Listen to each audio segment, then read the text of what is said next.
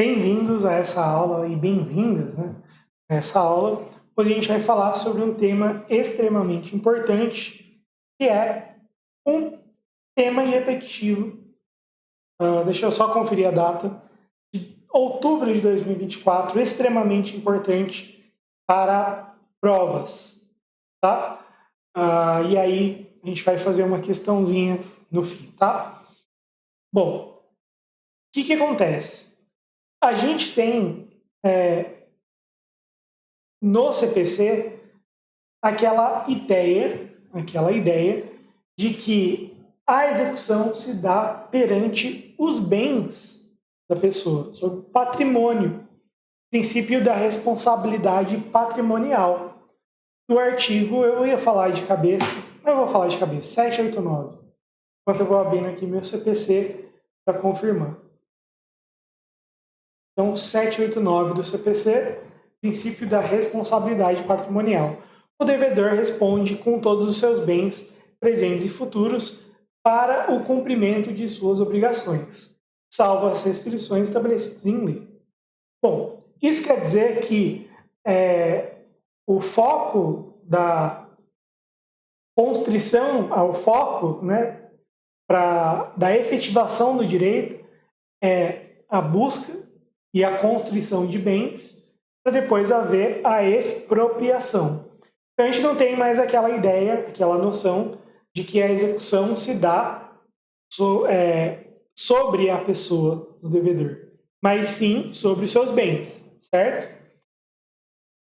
A gente, vamos dizer com certa calma isso, com certa cautela, não quero que vocês reproduzam isso em prova escrita, tá? Mas, queira ou não, teve uma redução, uma mitigação dessa ideia de responsabilidade patrimonial com o artigo 139, inciso 4, e similares espalhados pelo CPC, mas o 139, inciso 4 é o mais simbólico disso, que diz que as medidas indutivas, coercitivas e subrogatórias e mandamentais que o juiz pode usar para o cumprimento das decisões, inclusive aquelas objeto de condenação em pecúnia. Então, o juiz pode adotar qualquer medida indutiva, coercitiva, subrogatória ou mandamental.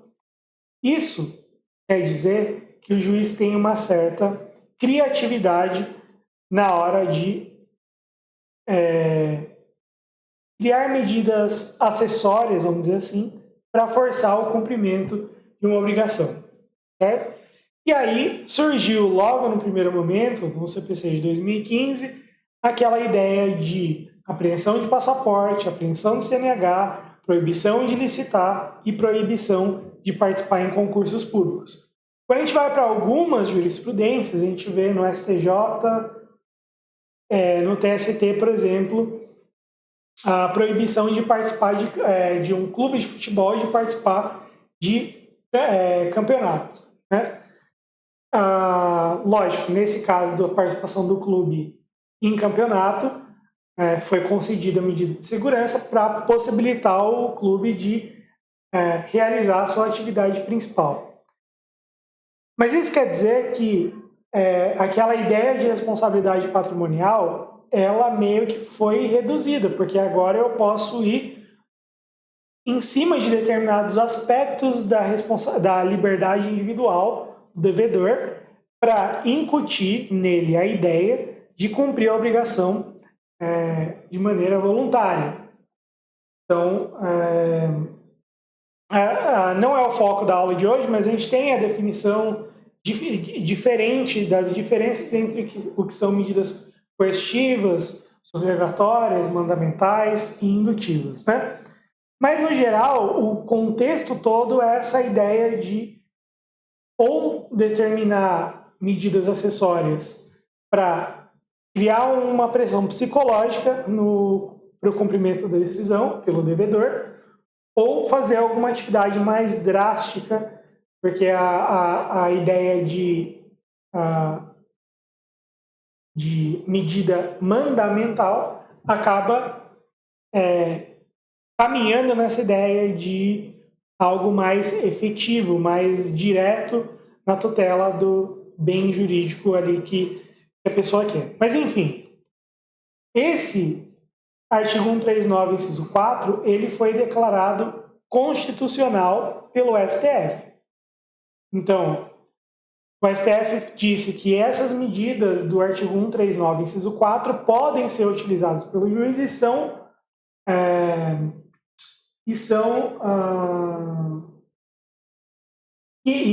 constitucionais. A questão é que, para utilizar essas medidas, precisa... Nem era o foco da aula de hoje, estou falando isso de improviso aqui. Para usar essas medidas, tem que seguir alguns requisitos. Então, pelo menos, a gente vê às vezes 3, às vezes 4, às vezes 5 requisitos. Mas são, pelo menos, subsidiariedade da medida. A medida, essas medidas acessórias, as medidas do artigo 139, inciso 4, não podem ser utilizadas de pronto. Ou seja, primeiro tem que tentar buscar os bens pela forma oficial, vamos dizer assim, e depois vai para esse meio mais agiotístico, né? O meio mais alternativo aí de cumprimento das decisões. Segundo, precisa de decisão fundamentada. Não pode ser uma fundamentação genérica. O artigo 489, parágrafo 1º, inciso 4. Parágrafo 1º, em geral, vai trazer aquela ideia de evitar que o juiz utilize de decisões genéricas, né? Já busquei os bens agora e repete isso para vários processos, não pode fazer isso. Terceiro ponto é que precisa existir indícios de condição financeira do devedor de cumprir a obrigação, porque se a gente está entrando em determinados aspectos da liberdade individual do devedor, o que aconteceria é que quem tem grana pagaria para ter a liberdade e quem não tem grana não conseguiria pagar e ficaria sem a liberdade, certo? Então, alguns seriam capazes de comprar a sua carteira de volta, seu passaporte de volta, enquanto outros não, né? Então, subsidiariedade, fundamentação, indícios de condição financeira ou de patrimônio existente, tá? E proporcionalidade e razoabilidade. Tá? Isso está, inclusive, na decisão do STF, esse último requisito. Proporcionalidade e razoabilidade da medida. Então, por uma dívida, às vezes, pequena, não vai ir lá e sela o estabelecimento, fecha o estabelecimento empresarial, por exemplo. Né?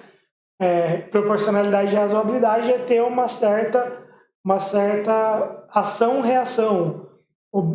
Ver o valor do bem que precisa ser efetivado para conseguir ir atrás dos bens. Enfim.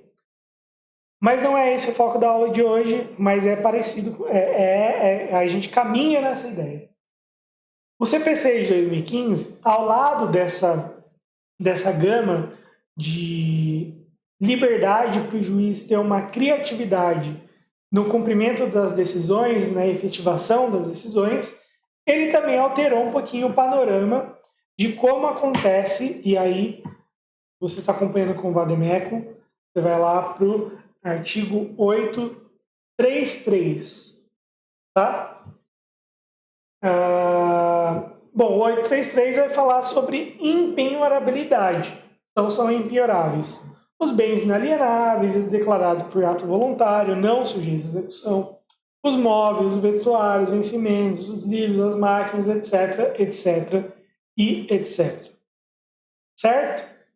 Beleza. E aí? Qual que é o tema envolvendo isso aqui? Bom, imagina o seguinte. Você é credor, você que está aí do outro lado da tela, você é credor, você tem 10 mil reais para receber. O devedor não paga, quero convênio, se esbajude, tá? Como é na justiça estadual que a gente está falando, é um tema de processo civil comum, mas tem impacto no processo do trabalho também, tributário também. Se você pede a penhora, em ativos financeiros, vai lá e paga uma taxa, não é isso? Pagou a taxa. Bom, vai lá, faz o bloqueio. No Sisbajude, bloqueia R$ 10.000 em caderneta de poupança. Então vem lá o relatório do Sisbajude. Então não encontrou em nenhum lugar e encontrou R$ 10.000 numa caderneta de poupança. E esses 10 mil foram penhorados. Aí a pergunta que se faz é a seguinte: 10 mil bloqueados. Conta poupança. O juiz pode desbloquear de ofício, não pode, pois precisa de requerimento. Bom, o que a gente falou antes vai dar uma noção do que a gente precisa responder aqui, ó. O que eu falei? Que o CPC ele deu liberdade para a criatividade do juiz. Será que o que a gente tem no CPC não é uma ideia, no CPC de 2015, negócio jurídico processual, calendarização, a atividade do juiz, o juiz pode dilatar prazos, ou seja, aquela ideia de prazo peremptório já não é mais tão peremptório assim, o juiz pode dilatar, está lá num dos índices do artigo 139, as partes podem negociar, já falei. Será que a parte também não teria uma certa liberdade? Essa é a pergunta que eu faço. Por quê? Porque me parece que o CPC segue esse princípio de dar mais liberdade aos atores. Existe um autorregramento da vontade. Será que isso chega na impenhorabilidade? Bom, uma primeira corrente fala que o juiz pode desbloquear de ofício. Por quê? Porque a regra de penhorabilidade de bens penhoráveis é uma norma de ordem pública. Sendo norma de ordem pública, o juiz pode conhecer de ofício. Então, ele pode determinar o desbloqueio de bens impenhoráveis de ofício. Certo? O segundo entendimento fala, não é bem assim. Precisa de requerimento porque a parte, no fim, se o bem for disponível, a parte pode dispor.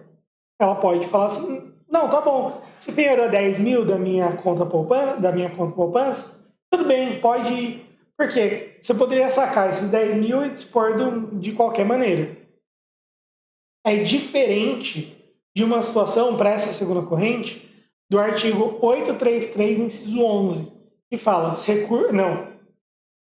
não é inciso 11, é inciso 9, os recursos públicos recebidos por instituições privadas para aplicação compulsória em educação, saúde ou assistência social. Nesse caso, será que a entidade que sofreu esse bloqueio de R$ 10.000 nesses recursos públicos, que é para ir para educação, para saúde ou para assistência social, será que ele pode falar, não, tudo bem, você penhorou esses 10 mil de recursos públicos, você deveria usar na saúde, na educação, na assistência social, mas pode ir embora. Será que é a mesma coisa? Será que todos os bens ali são realmente, absolutamente impenhoráveis? E aí essa segunda corrente faz essa distinção. Então eu vou anotar aqui, ó, distinção. Bens impenhoráveis.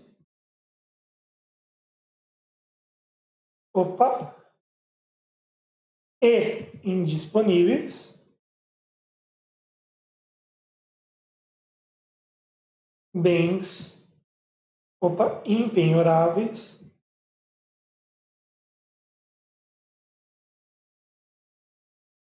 Porém disponíveis. Então, essa segunda corrente faz essa distinção. E aí, para essa segunda corrente, o que é impenhorável e indisponível não precisa de requerimento.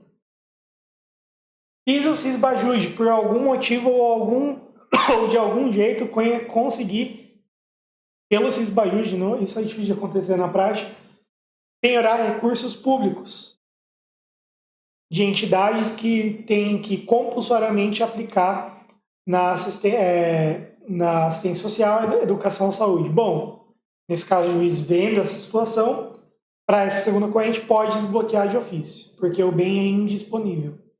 É impenhorável e indisponível. Agora, uma outra situação, que é a da própria conta poupança do nosso exemplo aqui, que você é credor, não é isso? Aí precisa de requerimento. Certo. Qual que prevalece? Prevaleceu no STJ a segunda corrente. Essa aqui faz a distinção. E isso foi no tema 1235 do STJ. Repetido, tá?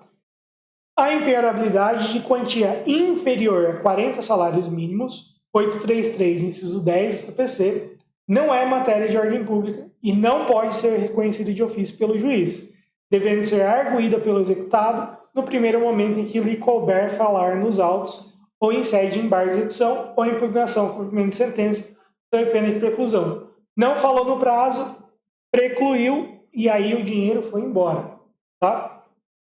Beleza. Então, prevaleceu essa segunda corrente. Ok? Fechou. Agora, vamos para a questão. Joana, servidora pública estadual, teve contra si ajuizada uma ação de execução por uma instituição financeira de inadimplemento, em razão de inadimplemento contratual. Durante o cumprimento da ordem judicial de pesquisa de ativos via cisbajude, foi localizada a quantia de R$ 4.500 depositado em conta poupança. Antes mesmo de ser realizado qualquer bloqueio efetivo, o juiz indeferiu o pedido de constrição, alegando que o valor era inferior a 40 salários mínimos e impenhorável nos termos do 83310. A instituição exequente agravou a decisão, sustentando que não caberia ao magistrado reconhecer a impenhorabilidade de ofício sem que a parte executada o requeresse. Diante do caso apresentado da jurisprudência do STJ, assinale a alternativa correta. A decisão do juiz está correta. Bom, a gente já viu que ela não está correta, então eu vou colocar aqui em vermelho. Então aqui a gente já sabe que esta está errada, certo? Pois a impenhorabilidade de valores inferiores a 40 salários mínimos é absoluta, podendo ser reconhecida de ofício, segundo a parte errada. Certo, então essa a gente rejeita aqui. Vamos deixar ela bem escadinha. B. A decisão do juiz está incorreta, pois, conforme entendimento do STJ, a impenhorabilidade não é de ordem pública e deve ser arguída pela parte executada. A princípio, esse está correto, mas a gente nunca vai de uma vez, tá? Vamos lá ver o resto. A impenhorabilidade de valores C. A impenhorabilidade de valores inferiores a 40 salários mínimos somente pode ser reconhecida de ofício quando se tratar de verba alimentar, o que não se aplica ao caso. Não é isso que o STJ definiu neste tema. Existe uma discussão ainda sobre isso no âmbito do STJ. D. A jurisprudência do STJ entende que valores depositados em poupança são sempre impenhoráveis, independente da fase. Errado. E a gente acabou de ver que o tema 1235 fala o contrário. O juiz agiu corretamente, a gente já sabe que isso está errado, então a gente está tranquilo que é a B. Pois a indisponibilidade automática dos ativos financeiros configura violação do contraditório e ampla defesa. Bom, essa aqui é boa, hein? Essa aqui é uma boa defesa para o executado. Coisa de maluco, né? Bom, e aí, o que a gente tem? B é a correta.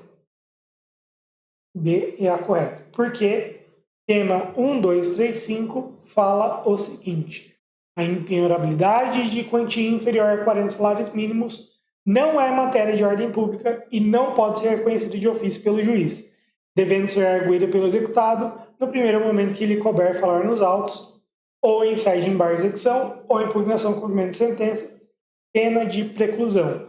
Lembrando que o raciocínio utilizado pelo STJ é este aqui, tá? Em provas objetivas, em prova discursiva, você consegue expor isso aqui inteiro, essa existência de duas correntes e tal. Em provas objetivas, fica pela literalidade do que o STJ decidiu, ou seja, tente ainda não estender para outros casos do artigo 833 do CPC. Beleza? No mais é isso, espero que vocês tenham gostado e a gente se vê na próxima.